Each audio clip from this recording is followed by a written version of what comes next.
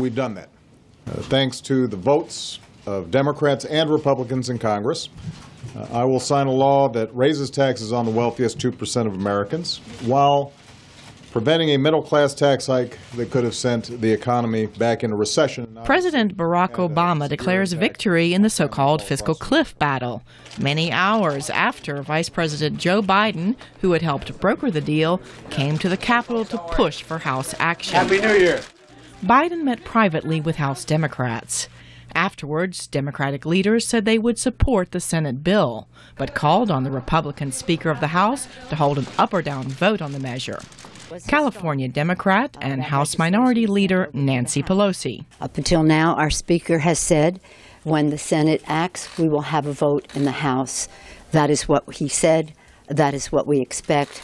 That is what the American people deserve. The Senate early Tuesday morning decisively passed a deal Republicans negotiated with the vice president. The bill protects 98% of Americans from a tax increase, raising taxes only on those Americans with a family income of more than $450,000 a year.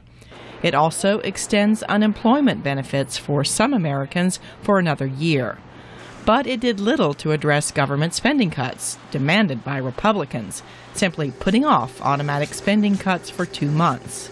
And so when Speaker John Boehner met with fellow Republicans, he faced a wave of angry resistance to the Senate bill. Republican Congressman Jack Kingston of Georgia. Spending cuts are very, very important, and we're very disappointed that the Senate has punted on the spending cuts. And Republican John Fleming of Louisiana. The problem is we're going the wrong direction. I think everyone in this country knows that we can't continue spending irresponsibly as we have. And so, as the House met in the evening, the whole fiscal cliff legislation appeared in danger of collapse, as some Republicans proposed amending the Senate bill by adding spending cuts. While feverish talks were going on inside the Capitol, the few visitors on this New Year's holiday expressed concern.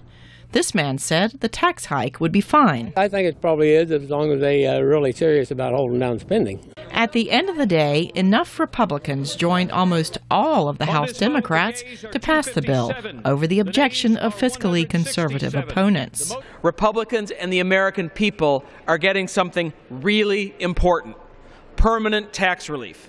And Democrats spoke of at least one day of unity. In the final analysis, we have the ability to come together, to act not as Republicans, not as Democrats, but as Americans.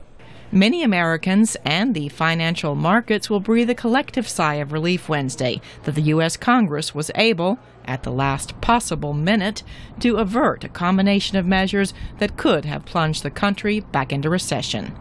Cindy Saine, VOA News.